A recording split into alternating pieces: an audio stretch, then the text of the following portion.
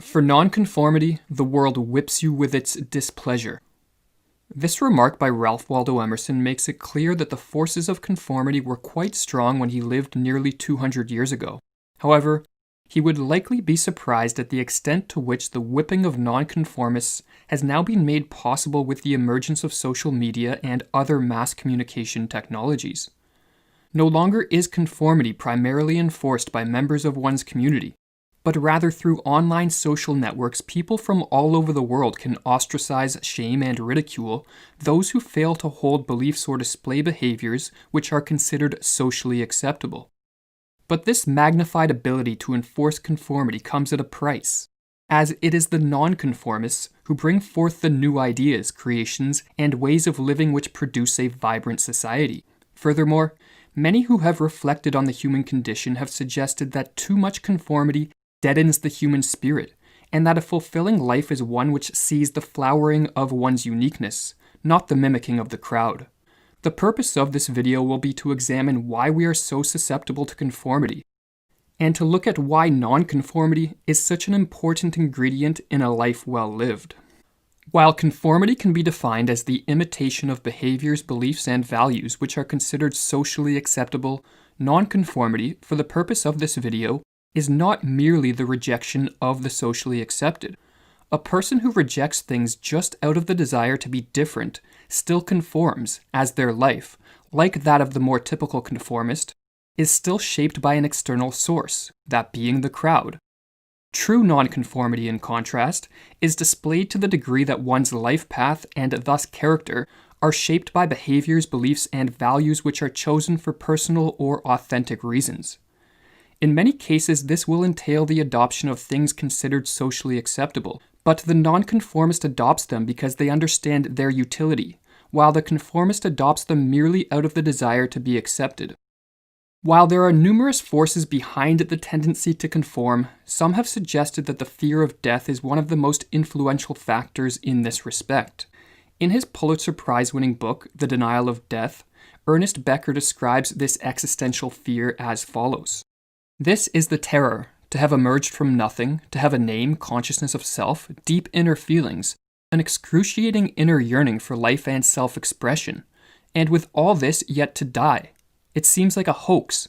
What kind of deity would create such complex and fancy worm food? According to Becker, we cannot face up to the reality of our death without experiencing debilitating anxiety, and so we attempt to quell this anxiety by denying death. Denial of death is achieved by what Becker called striving for the heroic, or in other words, attaching ourselves to a purpose, cause, or creation which we believe will outlive our physical existence, thus granting us a form of immortality. There are two main paths to heroism, the path of the nonconformist, or what Becker calls cosmic or personal heroism, and the path of the conformist, which he calls cultural heroism. The path of the nonconformist consists of cultivating one's unique potential and using one's talents and skills in the creation of something novel and meaningful. What is one's true talent, his secret gift, his authentic vocation, writes Becker? In what way is one truly unique? And how can he express this uniqueness, give it form, dedicate it to something beyond himself? In creating something which will in a sense live on past one's physical existence and which is the expression of one's uniqueness, be it a work of art, a scientific discovery, or an entrepreneurial endeavor, one's life, according to Becker, will be characterized by a form of personal heroism. This personal heroism helps one deny death in a manner conducive to psychological health and vitality. However, by the time most of us reach adulthood, we have been inculcated to view our uniqueness not as something to be cultivated, but as something to be shunned. Very few people view themselves as capable of bringing forth anything of significance into the world, and so are incapable of engaging in personal heroism. For such people, an alternative route to the denial of death is required, or else they run the risk of being overwhelmed by anxiety and nihilistic despair. This alternative is found through conformity and the adoption of predetermined social roles, or what Becker calls cultural heroism.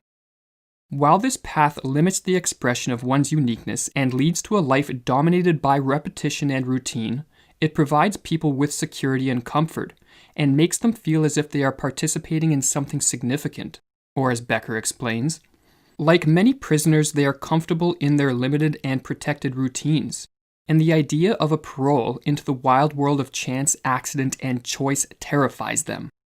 In the prison of one's character, one can pretend and feel that he is somebody, that the world is manageable, that there is a reason for one's life, a ready justification for one's action.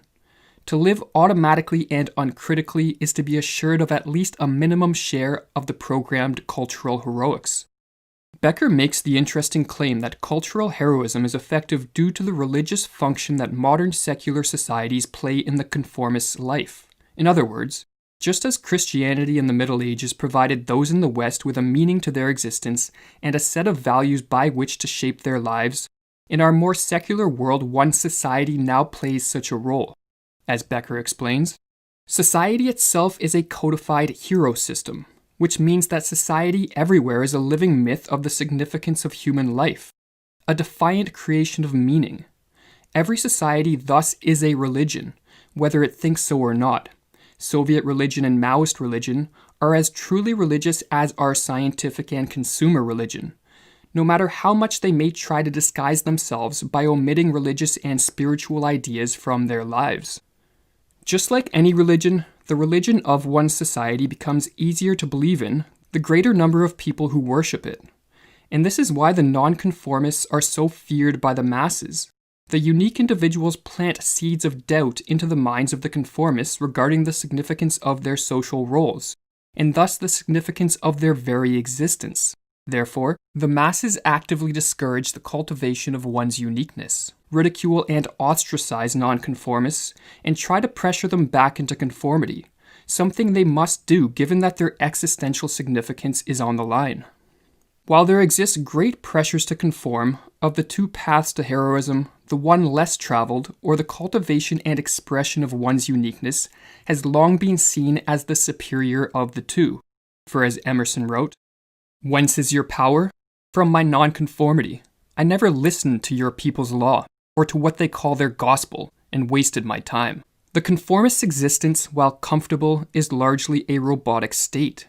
Such people are always looking to others in order to determine how to behave and what to believe.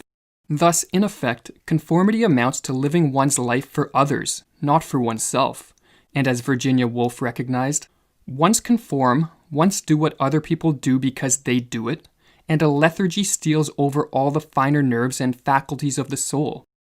One becomes all outer show and inward emptiness, dull, callous, and indifferent. This stultifying effect of conformity led Kierkegaard to stress the importance of striving to follow a life path which is personally chosen, as a conformist's existence can barely be called living at all. In his work Concluding Unscientific Postscript to Philosophical Fragments, he suggests that cultivating one's uniqueness is like riding a wild stallion, while conforming is like falling asleep on a moving hay wagon. But like Becker, Kierkegaard realized that few people are capable of cultivating their uniqueness, for as he wrote, "Surrounded by hordes of people, busy with all sorts of secular matters, more and more shrewd about the ways of the world, such a person forgets himself, forgets his name divinely understood, does not dare to believe in himself, finds it too risky to be himself, far easier and safer to be like the others, to become a copy, a number, a part of the crowd." But while most people conform almost without reflecting on why they do so, others have a nagging feeling that there is more to life than the social role they have adopted. They sense that in the short time they have between two eternal darknesses, they should strive to cultivate their uniqueness and to see what they are personally capable of. But even with this awareness, why are so few people capable of breaking the powerful chains of conformity? In other words, while Becker may be correct that our fear of death impels us to strive for the heroic, why is it that so many people choose the path of conformity instead of the far superior path of the nonconformist to achieve the denial of death? While numerous thinkers have attempted to pinpoint what makes it so difficult to be a nonconformist, Nietzsche, in his book Untimely Meditations, suggested that the rarity of the nonconformist can be explained by a specific character flaw, which afflicts the vast majority of us. A traveler who had seen many countries, peoples, and several of the Earth's continents was asked what attribute he had found in men everywhere. He said, "They have a propensity for laziness." To others, it seems that he should have said, They are all fearful. They hide themselves behind customs and opinions. In his heart, every man knows quite well that, being unique, he will be in the world only once, and that there will be no second chance for his oneness to coalesce from the strangely variegated assortment that he is. He knows it but hides it like a bad conscience. Why? From fear of his neighbor, who demands conformity and cloaks himself with it. But what is it that forces the individual to fear his neighbor, to think and act like a member of a herd, and to have no joy in himself? Modesty? Perhaps, in a few rare cases. For the majority, it is idleness, inertia, in short, that propensity for laziness of which the traveler spoke. He is right. Men are even lazier than they are fearful.